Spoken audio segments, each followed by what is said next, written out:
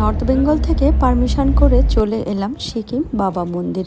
অনেক দিন থেকেই বাবা মন্দির যাওয়ার একটা মনে খুব শখ ছিল, কিন্তু এরকম যাওয়ার সুযোগ হয়নি।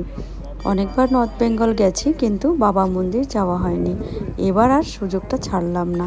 বাবা মন্দিরে এমন একটা কাহিনী আছে, বাবা হরভজন সিং তার মৃত্যুর পরেও কিন্তু আমাদের বর্ডার রক্ষা করতেন, আর এই কাহিনীটা সবাই কিন্তু সত্যি বলেই মনে করে। বলে রাখি, এখানে আসতে গেলে 18 বছরের নিচে লাগবে আধার কার্ড, 18 বছরের উপরে লাগবে ভোটার কার্ড, না হলে কিন্তু পারমিট হবে না। আর সবার একটা করে পাসপোর্ট সাইজ পিকচার লাগবে, সেটা আপনারা মোবাইলে তুলেও দিতে পারবেন।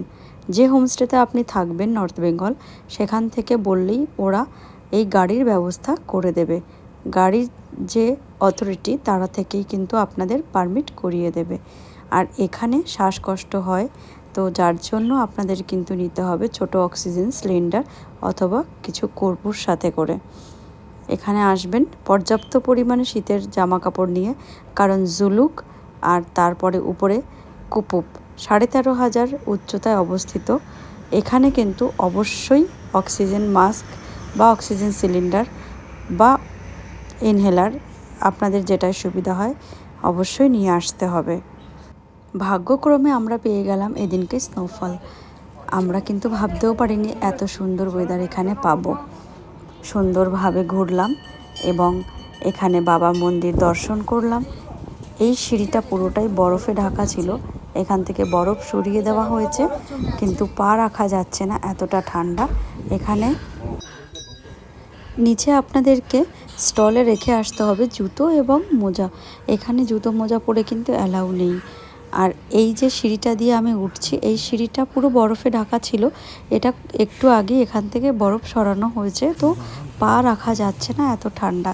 আর এই বাবা হরভজন সিংয়ের এই যে জিনিসপত্রগুলো গুছিয়ে রাখা হয়েছে, এখানে অতি নিরাপত্তার সঙ্গে কিন্তু আমাদের এটা দর্শন করতে হয়েছে।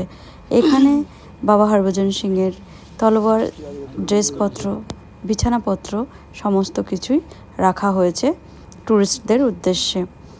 তো ওনার মন্দির দর্শন করে আমরা আশেপাশের এলাকাটা দর্শন করে নিলাম। দর্শন করার পরে আমরা বেরিয়ে পড়লাম আমাদের গন্তব্যস্থলের উদ্দেশ্যে, কারণ আমাদের ওই দিনকেই ফিরতে হবে। আর ওয়েদার কিন্তু খুব একটা ভালো ছিল না, শুধু এখানে স্নোফল হচ্ছিল, সাথে সাথে মেঘ ডাকছিল। তো আমাদের ফেরার কিন্তু একটু তাড়া ছিল। ফেরার পথে আমরা এখানে আরও সুন্দর সুন্দর দৃশ্য উপভোগ করলাম এবং বেশ কিছু বরফ এরিয়া পেয়েছি, সেখানে আমরা বাচ্চাদেরকে নিয়ে খুব এনজয় করলাম। যারা এখনও পর্যন্ত নর্থ বেঙ্গল ঘুরেছেন, সাথে মনে করছেন সিকিম অনেক দূর, কিন্তু না, জাস্ট গাড়ি ভাড়ার জন্য আমাদের লেগেছিল 14,000 টাকা শুধু গাড়ি ভাড়াতে। যারা নিজেদের গাড়ি ড্রাইভ করে যেতে চান তারাও যেতে পারবেন। আর এটা গাড়ির মিনিমাম ফেয়ার। আমরা একটা গাড়িতে ছিলাম 8 জন, তো 8 জনের বেশি কিন্তু অ্যালাউ করবে না, সেটা বুঝেই আপনারা গাড়ি নেবেন। এই দৃশ্যটা আমরা এখানে পেয়েছিলাম, এটা একটু আপনাদের জন্য তুলে ধরলাম। আশা করি আপনাদেরও ভালো লাগবে ভিডিওটা। অবশ্যই লাইক, সাবস্ক্রাইব করবেন, ফলো করবেন। অসংখ্য ধন্যবাদ। সাপোর্ট করবেন আগামী দিনে আরও ভিডিও যাতে আপনাদের কাছে আমি আনতে পারি।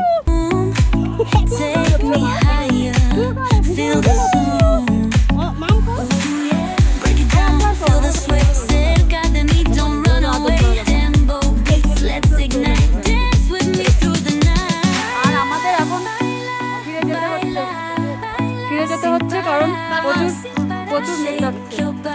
1 2 3 আমরা এখন ফিরে যাচ্ছি। প্রচুর বৃষ্টি আসবে এখানে।